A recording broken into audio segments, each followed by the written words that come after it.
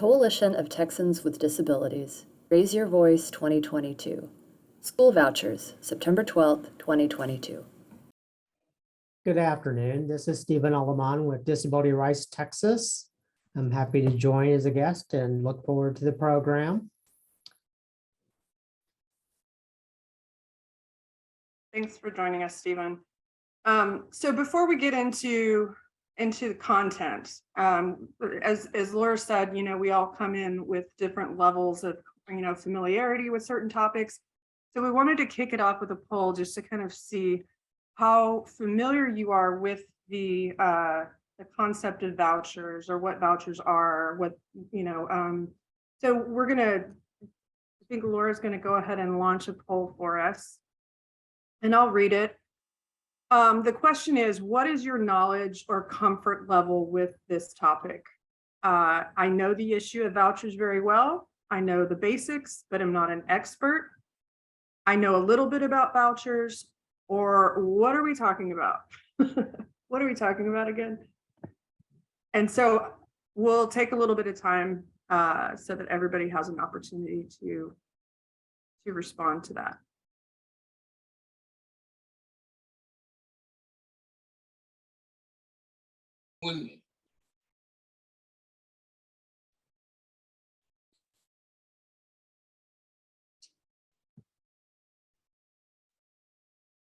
Willie, can you hear me?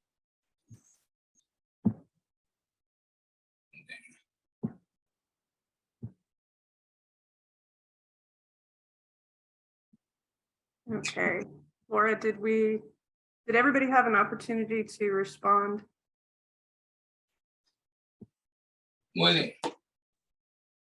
There's still answers coming in, and I think Michael might be sending in his response. Gotcha. Willie. Okay, we'll wait, Michael. Can you hear me? Yes. Say that. And then say, I know a little bit. I only know a little bit about. Gotcha. Okay, got it. Thanks, Michael. Okay, Laura, did we want to publish the responses? Sure, just to give everyone an idea of where we're at, and add one to only know a little bit. Yeah, so it looks like 15% or they know the issue pretty well. 38% know the basics, but not an expert. Another 38, or maybe a little more than 38 with Michael's vote, only know a little bit about vouchers. And what are we talking about again? 8%. Okay, so go ahead and close that out. So what are we talking about today? So when we think about public schools, we think about our community, our neighborhood schools.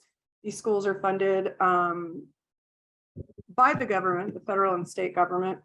And so there are certain guidelines that have to be followed, specifically for students with disabilities, the Individuals with Disabilities Education Act, or IDEA, one of those acronyms. They set forth certain requirements for a free, appropriate public education for all students, all eligible students with disabilities. So what is a voucher? First of all, I guess, let me ask any of you, if you want to go ahead and put it in the chat, how would you describe a voucher? And while you guys are doing that, to be real clear, public schools, we often think of our local school districts. They also include charter schools. Charter schools are public schools. They're open enrollment public schools, and they cannot charge tuition. So a lot of times there's confusion about whether charter schools are private, if they're part of a school district. They're similar to our public school districts in the fact that they have to comply with those state and federal laws as well, because they are funded by our government.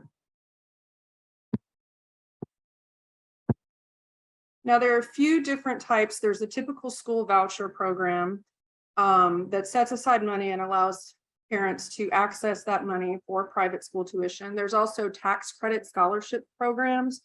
Some states offer these as a credit to businesses, to individuals to donate to scholarship granting organizations, which then can give money to award scholarships to students for private school. And then we have education savings accounts, and this has come up a number of times, especially over the last few sessions, specific to students with disabilities. And this allows parents to access an account where they can pay for certain things. They can homeschool and kind of cobble together an educational program for their kids. The bottom line is all of this money comes from our budget, right? And so instead of funding public schools,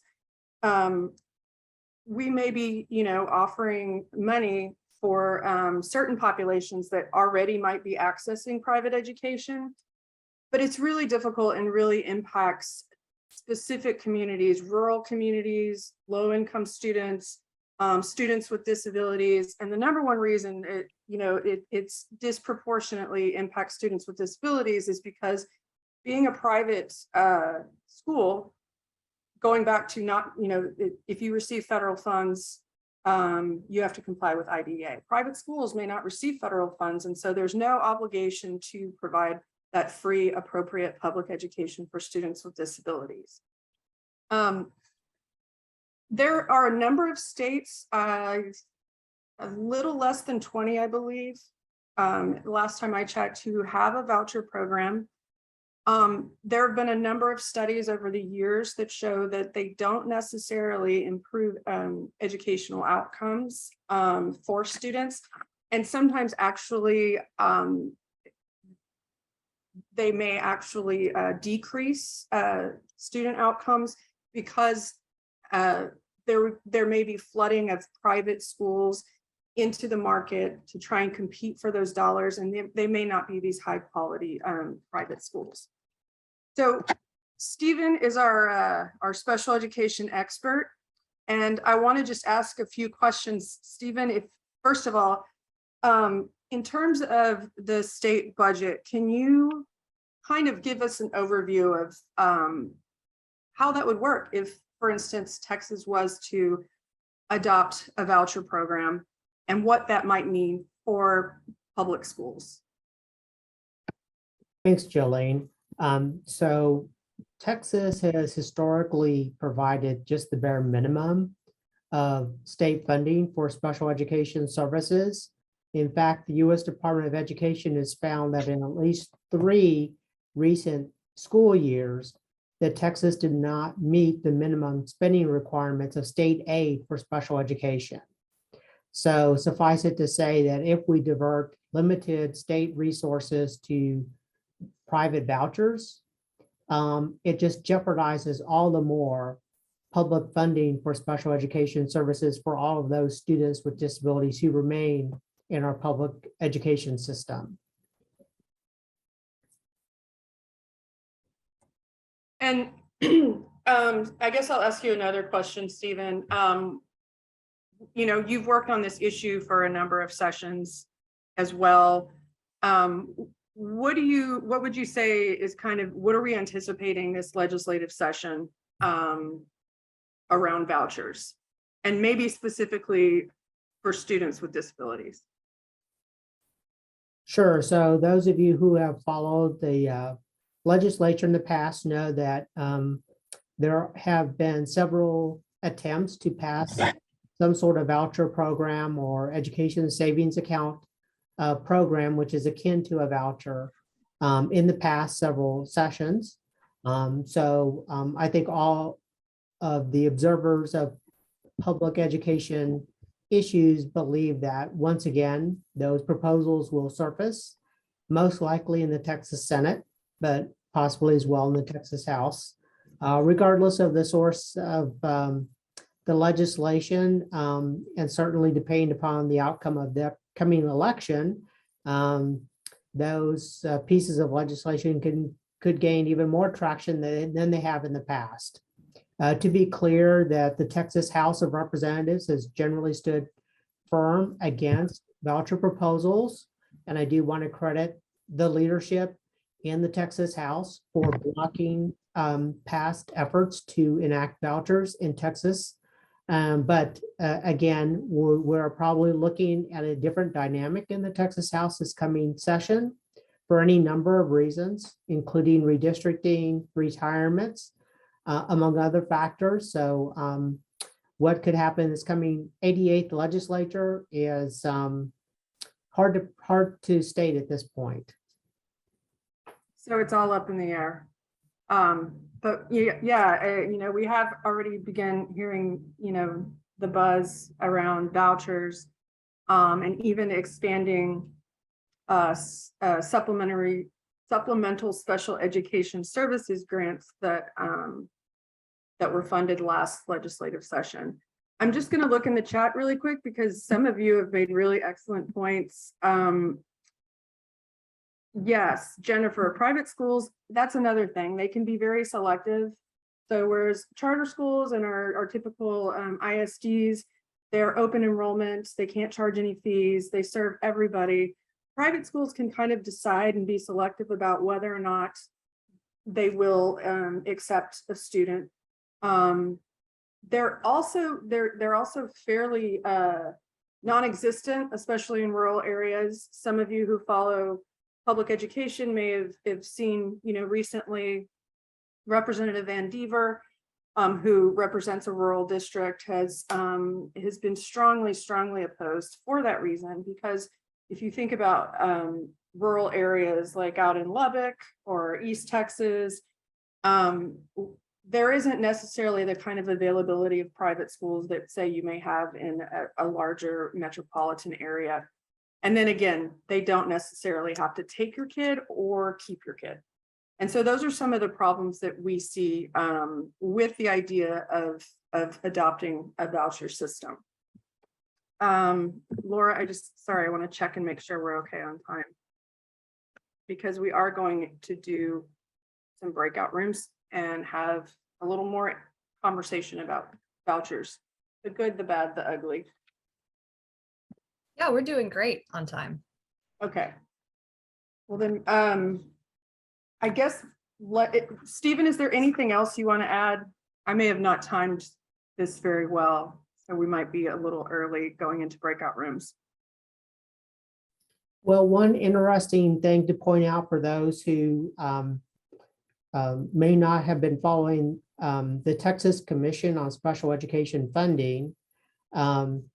The Texas Commission on Special Education Funding, as the name suggests, is an interim advisory committee that was created last legislative session to focus on how we better support public schools in serving students with disabilities with adequate financial resources. I raised this in the context of this conversation this afternoon to let our attendees know that I would say, unfortunately, one of the hearings of the Texas Commission on Special Education Funding was in fact devoted to vouchers. In fact, the commission brought in out-of-state expert witnesses, so to speak, to address voucher proposals and programs in other states. I presume only that the intention was to attempt to gain a foothold in Texas for proponents of these ideas. So, so there are active efforts focused specifically on students with disabilities and voucher plans. And so this is not just a theoretical discussion, if you will.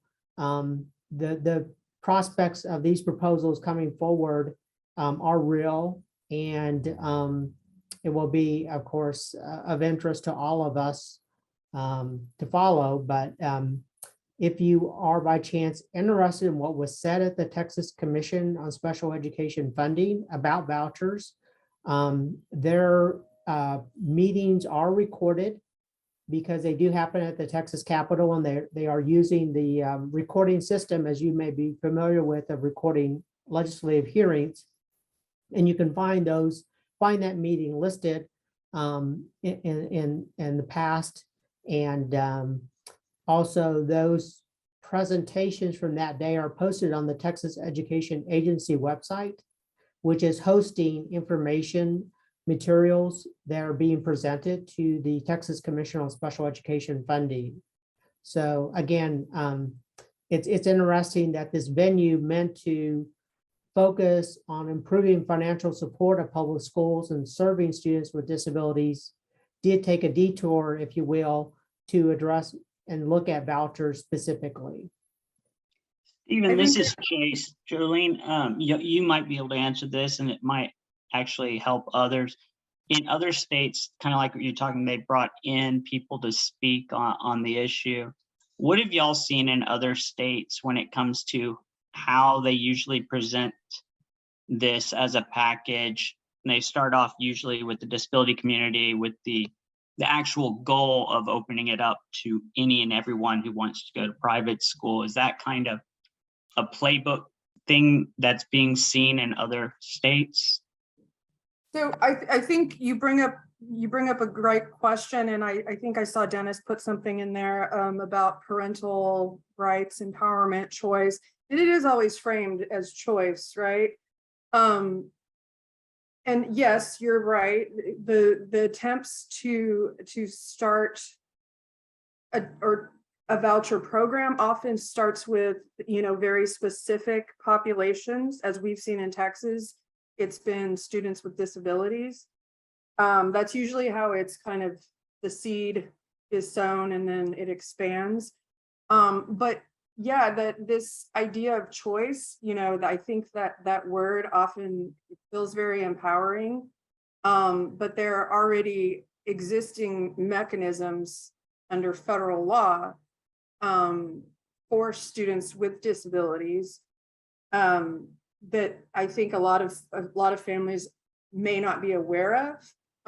But there are so many, as Stephen mentioned before, we have a history in Texas of kind of failing students with disabilities, and a lot of families who felt burned before, and maybe multiple times, by public schools. That may really appeal to them. And as a parent, that's kind of, in conversations with other families and with legislators, it's kind of the feeling I get is we know that we can possibly go after this population because they've been burned, and this may seem really appealing and empowering to them. Stephen, I don't know if you want to add anything else.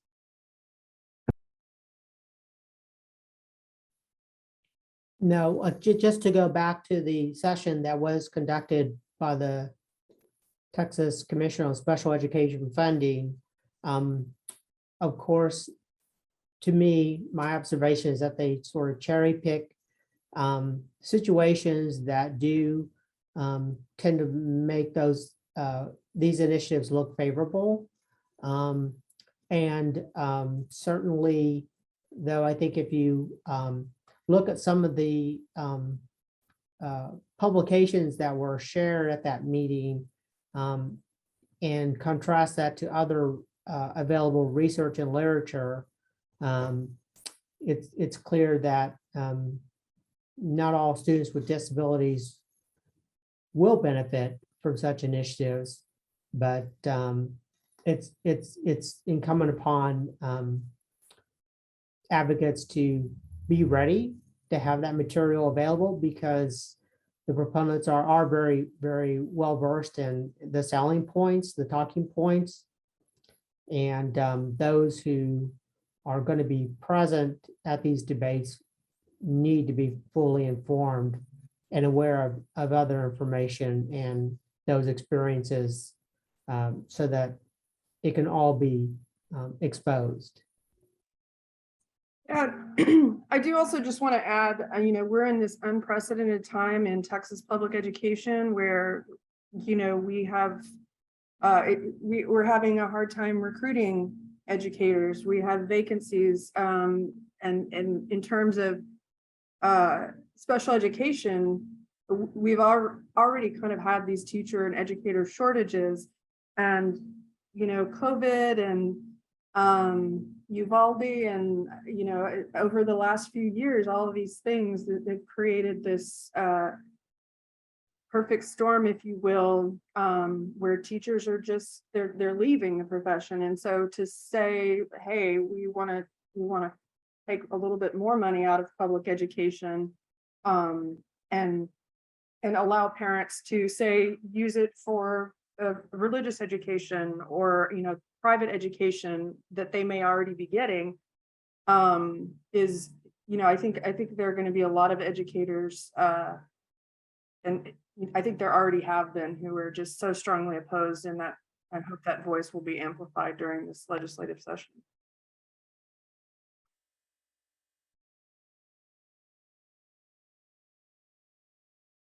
Thank you, Jennifer. Jennifer Harris said the Charles Butt Foundation just released a survey of Texas teachers that discusses the issues Laura is raising: recruiting, training, retention, the loss of the workforce over recent years. Yes, and as some of you may be aware, I think we've discussed this in a previous session, the governor's task force to look at teacher vacancies that was created to look specifically at this huge problem. But we've known for quite some time, and through even media outlets and other independent sources doing studies, that that this is an increasing problem. There is opportunity in the coming weeks to provide comments specific to the workforce, specific to these concerns that we have around public education right now, and we can share that afterwards, that opportunity.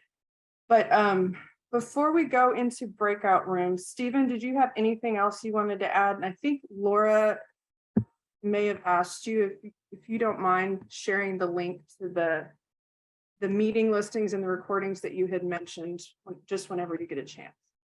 Sorry, yeah. So let me try to put those references into the chat as a follow-up to my earlier comment. Thank you, Stephen.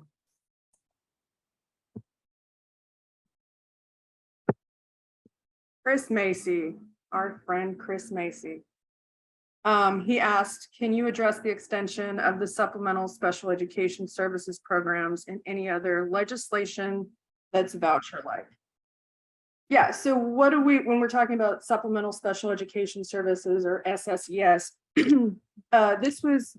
these were grants that were funded last legislative session. If you had been in any of those raise your voice sessions where we talked about this, we were very, very cautious, and rightfully so, about this idea. And these grants were created to provide up to $1,500 per eligible student for these supplemental things, which could be, paying for therapy, it could be technology, it could be other academic materials.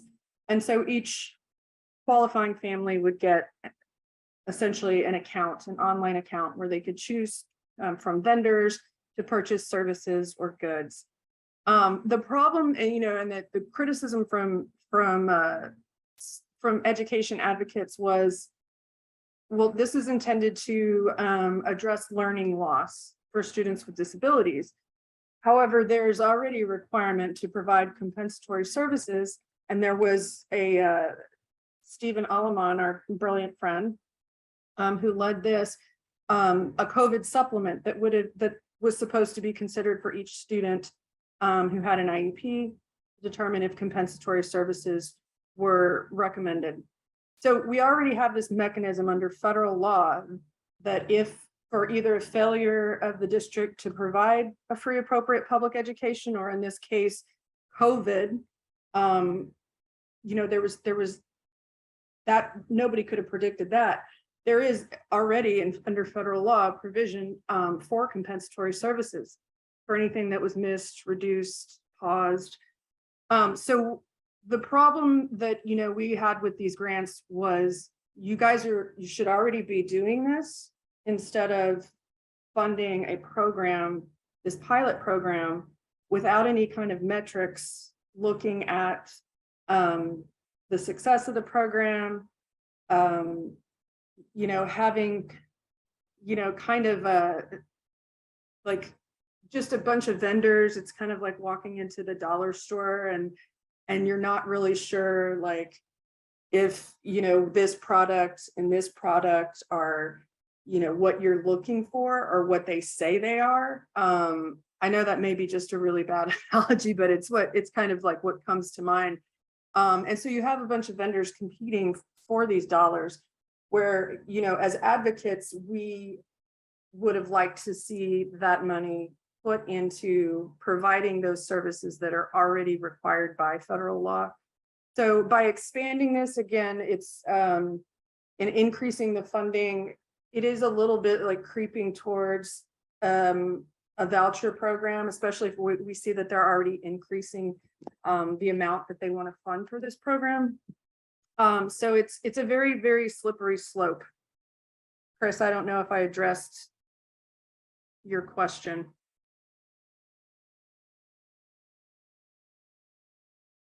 And Chloe said, are there specific talking points, materials around special education against vouchers that we can uplift?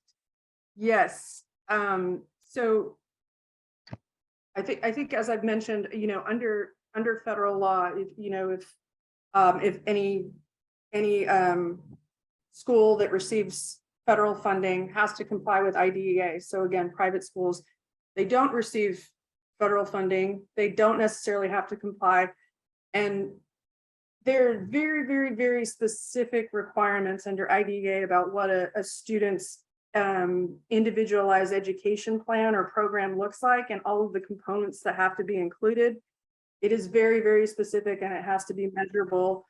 That IEP or individualized education plan for each eligible student is not necessarily required or provided. And you know, students also lose certain rights for when they're not being provided a free appropriate public education if they're attending a private school.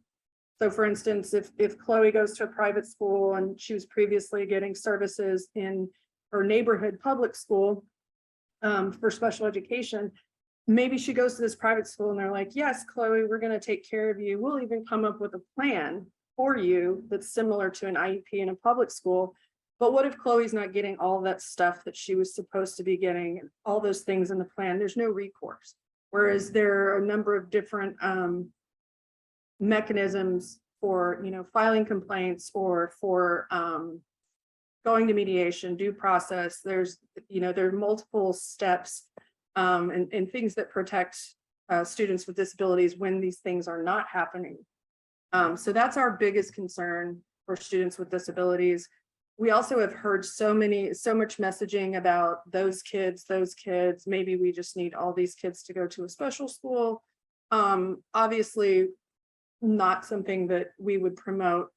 But we want our kids to have opportunities, the same opportunities for inclusion in public schools in their communities like any other student would, and we don't want to see them pushed out. There's also kind of this vulture mentality whenever we start putting dollars, attaching dollars to something. And again, going back to my point before, where I know in other states, they've seen kind of like, you know, subpar private schools popping up to take advantage of those available funds. And those outcomes for students are not good. Following breakout groups. I know that my group we had some really good conversations and questions, thoughts. And so we just want to take a moment. You guys can either unmute or put in the chat. What are, you know, were there some questions you asked that you got answered? Were there some interesting things that came up, or just how you feel in general about school vouchers? So this is the portion of Raise Your Voice where we kind of debrief and we get information and feedback from you, because this is extremely helpful for us. Dennis, you had a question or you raised your hand? Oh, just a comment, you know, and Lyra's talking in our breakout. The first thing she said is a lot of times the issue of vouchers is framed as creating more equity for disadvantaged students, when in fact, in practice, it actually increases inequity. So it's how this is the presentation of vouchers, and you know, it kind of led us off into our whole advantages of public school. But I thought that was a very interesting and insightful comment. Absolutely. Just to kind of piggyback on that, our group, we had talked about how the whole idea of vouchers is not always fully transparent to families, because they think, oh, I'm going to get the full amount to pay for tuition, where it may be just a fraction of what, say, the state would invest per child in public education. And so that can be very misleading. I agree. It's often framed in that through the lens of equity. This is Kenneth. I was concerned about the parents not being really knowledgeable about what they're doing. If they put their child in a private school, maybe they experienced something that was not satisfactory in the public school, and they just decided to make a switch without being knowledgeable about what may occur following that, especially with the private school not being required to, or being adhering to the federal laws that are in place on their students' behalf. Yeah, absolutely. And then our group also talked about, you know, screenings upon enrollment.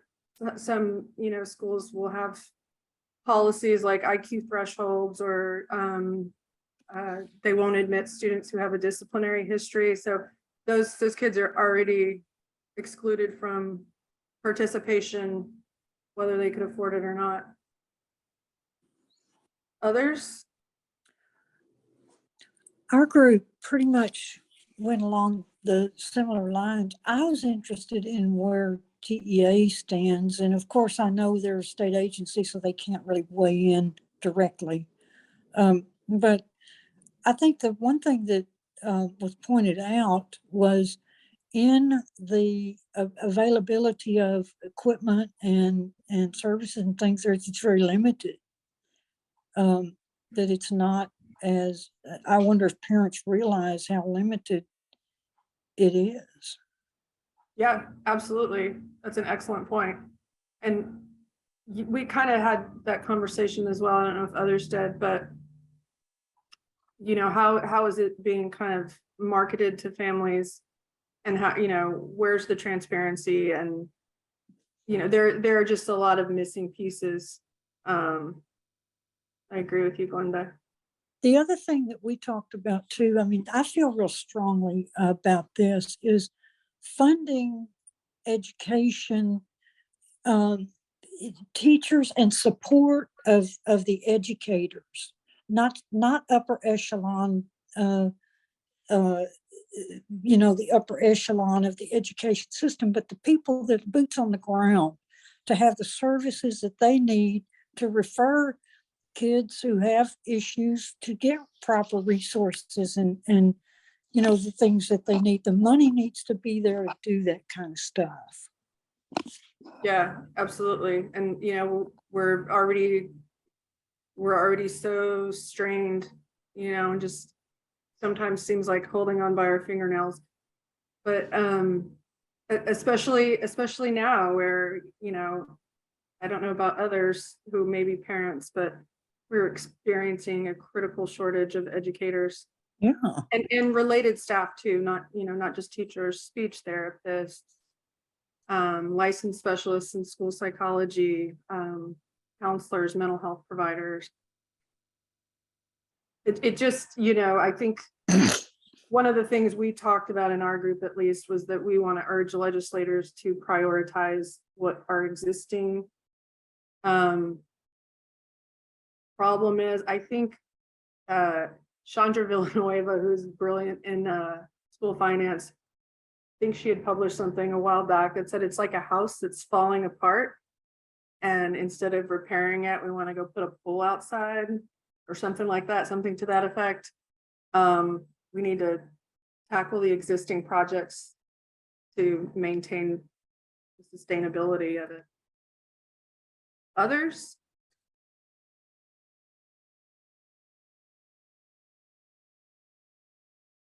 Chris Macy's dying to say something.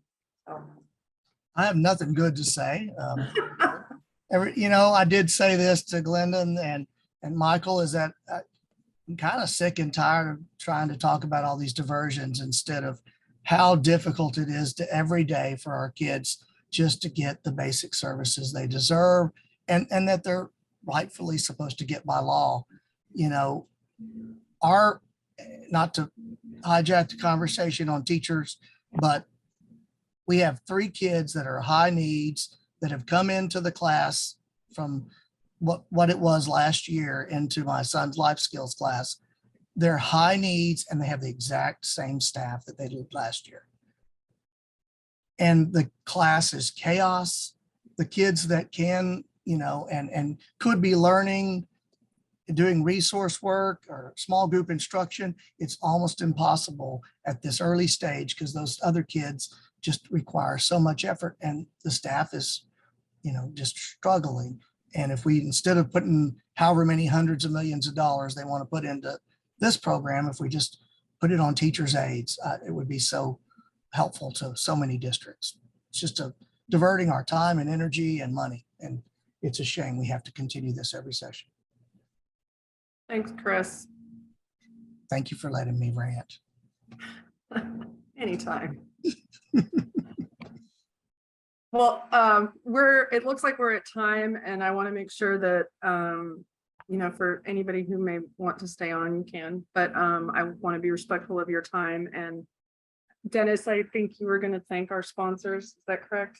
I am, and Okay. thank you all for joining us today. In 2 weeks, we're back, and the topic will be health equity, which is not dissimilar, except it's in the access to health care, which is also very important in making sure everybody gets that. So that's in 2 weeks, September 26th. Raise Your Voice is always free to all its participants. You can always access this later online and share it. And we can do that because we have sponsors that pay for all the expenses associated with that. And those include Amgen, AstraZeneca, Touch of Class, We Work for Health Texas, and our highest level sponsors are United Healthcare, Superior Health Plan, Amerigroup, and Bristol-Myers Squibb.